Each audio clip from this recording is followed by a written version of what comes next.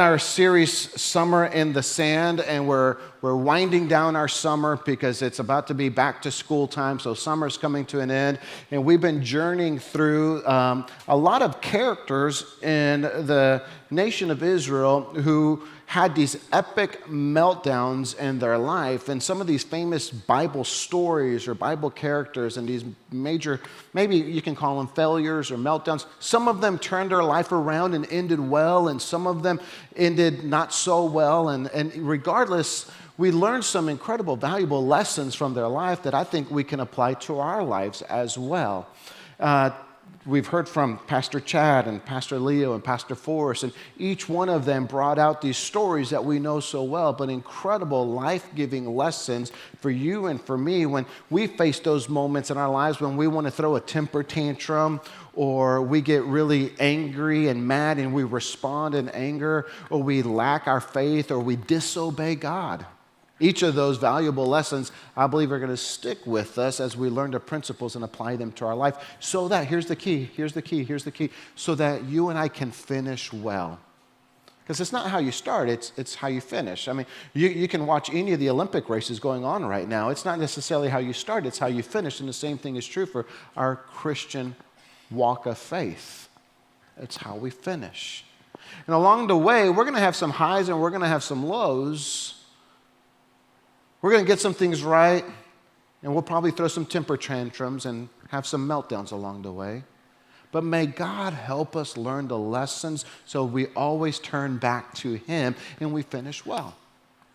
And so today I want to take a few moments, and we're going to look at one more Old Testament prophet today by a guy by the name of Elijah.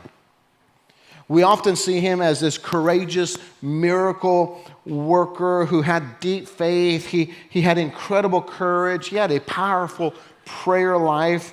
But this morning we're going to look at the other side of the prophet Elijah. We're going to look at a man who was worn out, discouraged, and depressed. That's Elijah that we're going to look at today. And I want to lean into the word discouragement because I'm looking across the room and I would probably say at one time or another, we've gone through seasons of discouragement. Someone passed away and we were discouraged. A job fell through. You worked so hard, but nobody seemed to notice all the hard work that you did. The accolades passed on to someone else and you didn't get recognized. Someone you thought was a friend attacked you. It seems like all you hear are the complaints, all the things you do wrong, and nobody ever celebrates the things you do well. Maybe you feel like you're lonely and you're hurting, and it seems like nobody sees you and nobody cares about you. Maybe you work and you work and you work and you provide and you provide and you provide, but it never seems to be enough, and you can never get ahead. Discouragement. You and I, we've probably all gone through seasons and battles of discouragement. Let me tell you a story. If you've been here at Life Church for a length of time, maybe you've heard me tell this story before, and I keep going back to I stand on it because it was a story that really, for me personally, began to cement the compassion and the love and the kindness and the grace of God. I'm a doer by nature. I'm a problem fixer by nature, and my default is try and fix a problem. And God began to teach me how to go to Him with my problems. But in the early days of Life Church, I'm going to take you to the fall of 2005.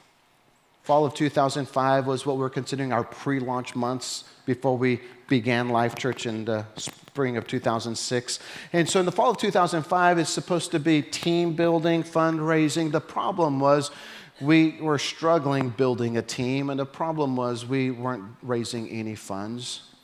We left comfortable paying jobs to venture into this great unknown, and we're trying to start a church, but now we had no team and we had no funds, and our cash reserves were running out. RENEE had an emergency appendectomy. Landon was 6 months old at the time, and we were taking him to a pediatric cardiologist, and they're monitoring him on a little EKG machine. And I was a little disappointed that God had allowed all of these hurdles in our life. I was a little let down that seems to be so hard, that all of these dreams and visions that God had put in our heart, why we left what the security of a paycheck and ventured into the unknown, why it just seemed like everything was just a hurdle and a black hole and a difficulty. And so I'm just at the end of my rope one day, feeling like nobody understands what we're going through. And I'm driving around and I just finally, in honesty, began to tell God what I think about him. Have you ever had one of those moments where you just want to shake your fist at God? And so I'm just driving around and I'm like, God, I'm trying to figure out how to put into words my feelings. I'm mad. I'm angry. But really, more than anything, I'm disappointed.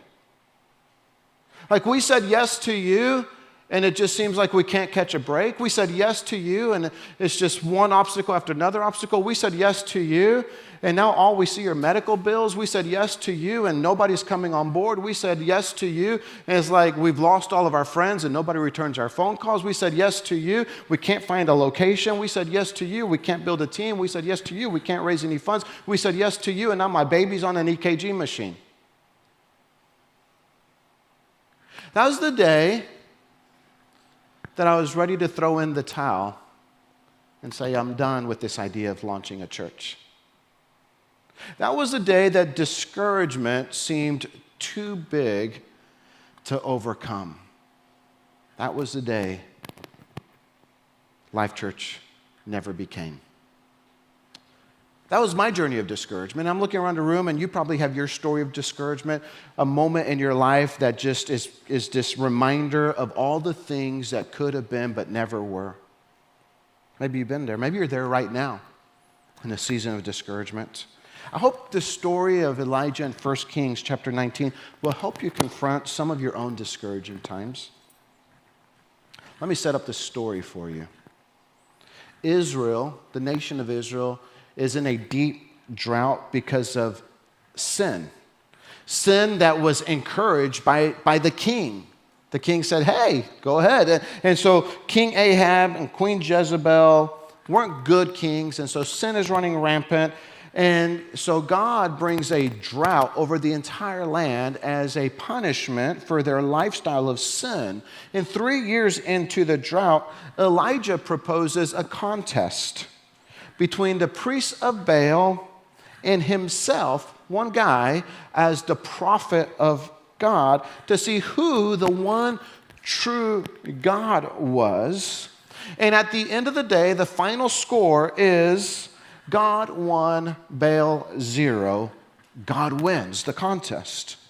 After the contest, Elijah prayed for the drought to subside, and he told King Ahab, rain is coming. And so King Ahab headed home, and while Ahab is riding his horse in a horse-drawn chariot and he's going home, Elijah runs all the way to Jezreel, about a distance about 20 miles. He runs 20 miles, probably a little winded by the time he gets there, but exhilarated at the victory that they just had. And suddenly Elijah goes from victory to discouragement, from mountaintop to deep, dark valley. In an instant, in a moment, everything changes in his story. Why? Because if you're taking notes, he was facing a real threat. There was a threat for his life. Jezebel apparently was waiting for Ahab, and she was anxious to hear about the contest and was hoping that the priests of Baal had finally shut up this Elijah guy. What Jezebel hears doesn't quite make her all that happy. Here's how our text tells it to us in 1 Kings chapter 19. Verse 1 says, Ahab told Jezebel all that Elijah had done and how he had killed all the prophets with the sword. Uh-oh. Then Jezebel sent a messenger to Elijah saying, may the gods do to me and more also if I do not make your life as the life of one of them by this time tomorrow. Here's a death threat A death threat for the man of God who just drew a line in the sand and stood for God when nobody else was. Elijah didn't hang around to find out if Jezebel was serious or if she was just spewing off steam. She had killed prophets before, and she probably wouldn't hesitate to do it again. So Elijah wastes no time getting out of town. There's no record that he consulted the Lord. There's no record that he went before the temple and prayed and asked God for wisdom. We don't have a record of any of that. He just gets up and he heads out of town. He ran away. What you need to see is Elijah probably had valid reasons to be discouraged. The situation looked bad. You see, discouragement often comes for very real reasons, not imagined reasons. Discouragement comes oftentimes when our health gets worse. The doctors tell us things like, it's incurable, you're not going to get any better, this is going to be you the rest of your life. Discouragement comes when our bills accumulate. The collector's phone calls don't stop coming. Discouragement comes in when we lose our job and we have sent in application after application, sent off resume, and we don't hear anything back. Discouragement often comes in when there's friction in our family or in our relationships and there's division there. You see, discouragement often comes because of very valid reasons, and Elijah had a very valid reason. There was a death threat on his life. I think sometimes as well, Elijah and you and I can be discouraged when we are emotional and physically exhausted. Elijah had just gone through a very intense period of ministry, we could call it that. Mountaintop experiences like what Elijah just had on Mount Carmel are great, but they're also very draining. Don't forget that Elijah had just ran 20 miles. He was emotionally drained. He was physically drained. He was running on empty. And I'll say it this way. When you're running on empty, it's easy to allow things to become bigger than what they really are. When you're running on empty, it's easy to allow the storm to begin to sway your opinions. And so discouragement sets in. There's a very real threat. He was emotionally empty. He was physically empty. And then I think another reason why Elijah finds himself so discouraged and why you and I sometimes find ourselves discouraged. If it's not a very real thing that's scaring us, or maybe we're emotionally drained, or maybe we're physically exhausted, oftentimes we lose our focus. And Elijah lost his focus. And I think that's the third contributor to Elijah's discouragement. He lost his focus. Elijah goes to a place called Beersheba, and he told his servant to stay there. And he went, Scripture says, another day's journey into the desert. Look at verse 4. It says, but he himself went a day's journey into the wilderness and came and sat down under a broom tree, and he asked that he might die. Do you hear Elijah's discouragement and depression here? This is Elijah being hopeless. Right? He asked God that he might die. He says, it's enough now, O Lord, just take my life, for I am no better than my fathers. This is when discouragement comes to its end of hopelessness, right? And so Elijah's here, and later that day, God comes and ministers to him, and he travels 40 days into the desert to Mount Horeb, and God asked him, what are you doing here? Interesting question. And so he answers in verse 10. He says, I've been very jealous for the Lord, the God of hosts, for the people of Israel have forsaken your covenant, thrown down your altars, and killed your prophets with the sword. And I, even only I, am left, and they seek my life to take it away. Right? Elijah has the typical poor me syndrome. Right? He's pointing his fingers at everybody else. I'm the only one that's doing right. I'm the only one, and they're trying to come and they're trying to kill me. Elijah believed he was the only one that was still faithful to the Lord. And neither was true. Elijah hadn't failed. He did exactly what God had told him to do. He also wasn't the only one still standing. In verse 19, we learned that there were over 7,000 people in Israel who hadn't bowed their knee to Baal. You see, discouraged people often lose focus. They see all the problems and they see all the obstacles and they see all of the negativity, but they have lost focus of what God is doing, even sometimes behind the scenes. But there's good news here, because God doesn't leave Elijah in his discouragement. God doesn't just pat him on the head and say, well, sorry, buttercup, better try harder next time. God doesn't say, well, that's life. It's tough. Good luck. God doesn't leave Elijah in his discouragement, but we have a compassionate God who graciously gives Elijah a prescription for his discouragement. So 2 things that we see that God prescribes for Elijah in the middle of his discouragement.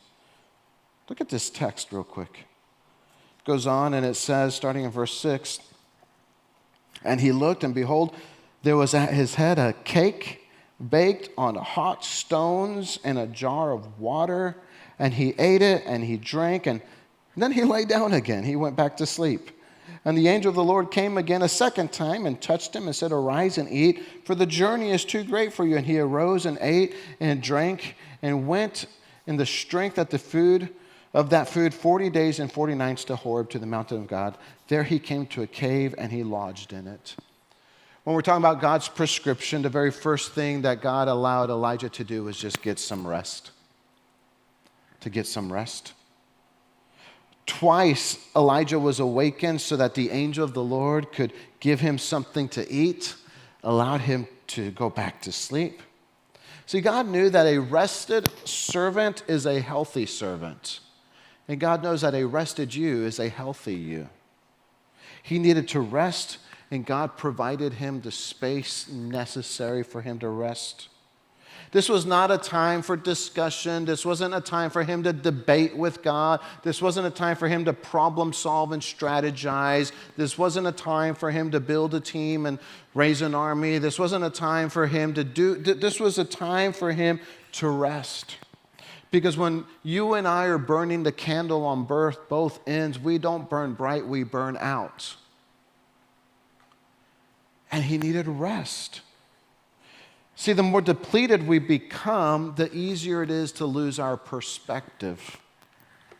I'll say it this way. The more depleted we become, the easier it is to lose our perspective. Losing perspective, right? Losing perspective. I remember when Preston was just a little young guy, and we were out, and we were doing some deer hunting, and we had some binoculars.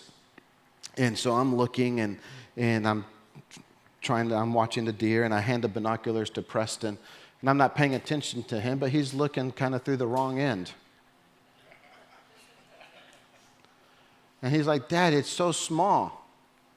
And I finally look down and realize he's looking through the wrong end, and I think that happens in our life sometimes too. It just depends which end are we looking through, because our perspectives sometimes make our problems seem big and our God seem small because we have the wrong perspective.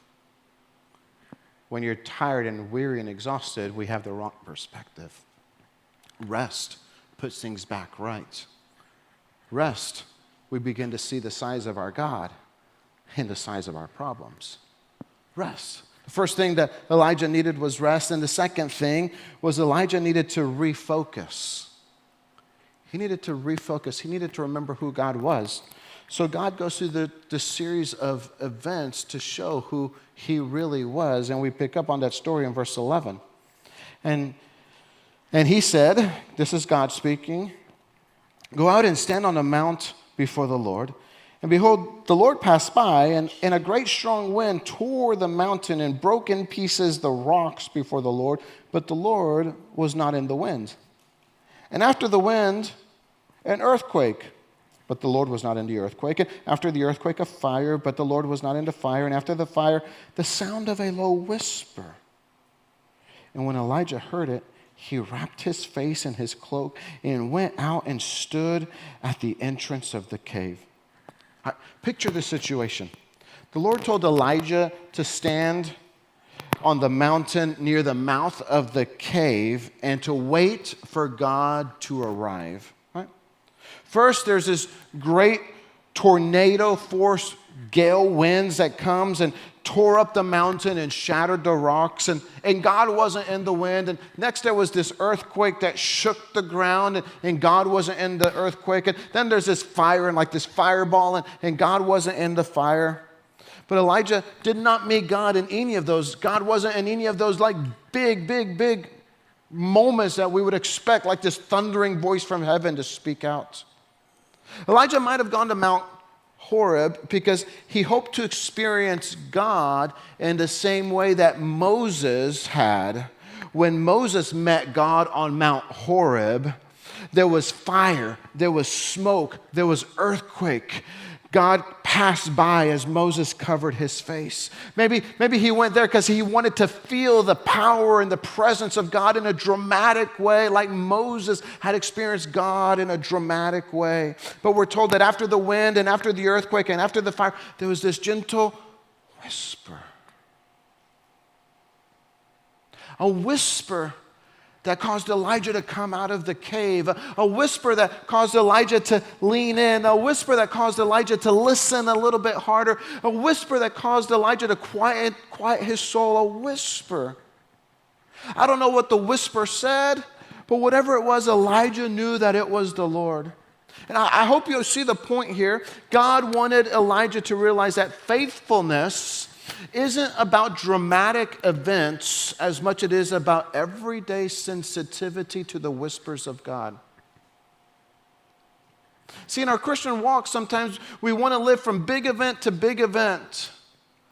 Like we want to go from a youth camp experience to another youth camp experience. We want to go from a conference to a convention to a conference. We want to go from big event to big event when God's saying, you know what, it's not about living life at the big events. It's about living life in the faithful disposition to listen to the whisper of God. God wants to whisper into your everydays. God wants to whisper into your life each day. Sometimes we go running through life so busy, we don't stop to listen to the whisper of God, and we find ourselves so discouraged at the end of our rope, wanting to throw in the towel and give up. And finally, in desperation, we go after God, expecting some big dramatic moment when God's going to write on the wall and shout from heaven. And God says, I've been whispering every day if you would have just stopped to listen. It's about the everyday whispers that He wants to speak into your heart and into your life. The dramatic was the exception rather than the rule. God's normal course is to work quietly in the life of believers and to the human heart through the daily whispers of His presence. I wonder if this is the reason why we don't hear from God more often. Because the noise is so loud and we feel like we don't need to listen to the whisper. Sometimes in life we have to just be still and know that He is God and hear His whisper. Sometimes when we are discouraged, we need to stop looking at the dramatic and start looking for the intimate. There are times when we need to get alone with God and hear the gentle whisper, the assurance of His grace, because just one whisper, one word from God can change the trajectory of your life.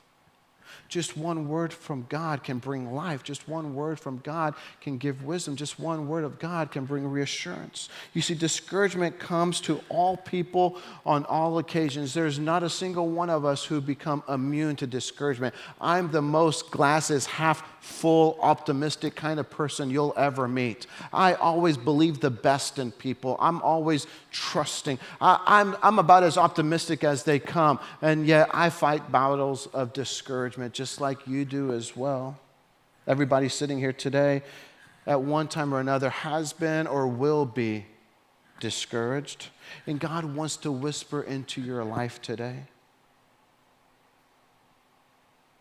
If you remember that in times of discouragement, here's what we tend to do. When we're discouraged, we tend to withdraw from people. Elijah did it. He ran, and when he got to Horeb, Beersheba, he told his servant, stay here, and he went another day's journey. He withdrew. It's what we do when we're discouraged. And if you find yourself and you've been pulling away from people, and there have been people who've been reaching out to you, there have been people that have been shooting you a text message, there have been people that are checking in on you, just know that they love you and they've noticed you pulling away. Maybe you've pulled away from a life group. Maybe you've pulled away from church and you find yourself watching online today.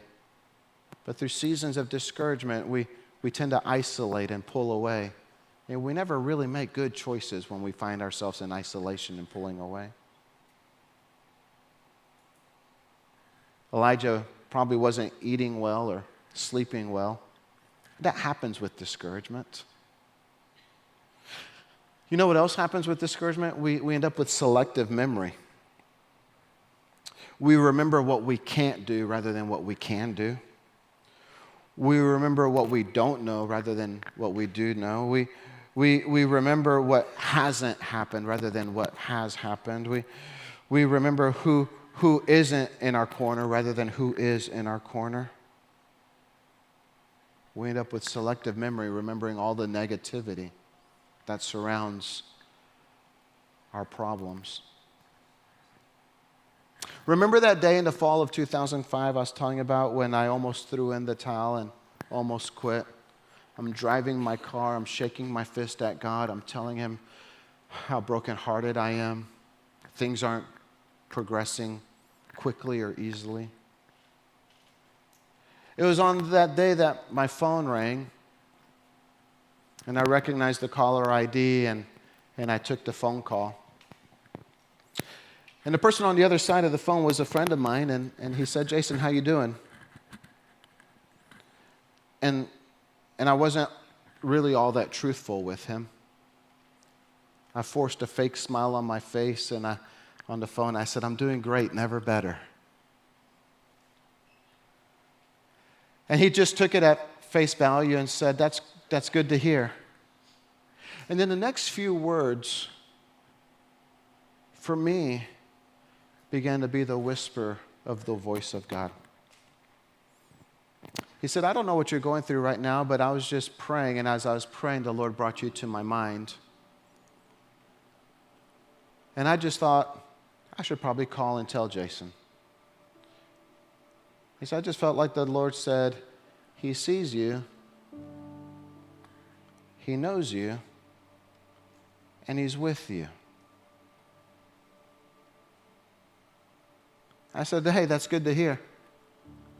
He said, all right, well, that's all. Hung up real quick. And I pulled the car into a parking lot, and I threw it in the park, and I began to sob.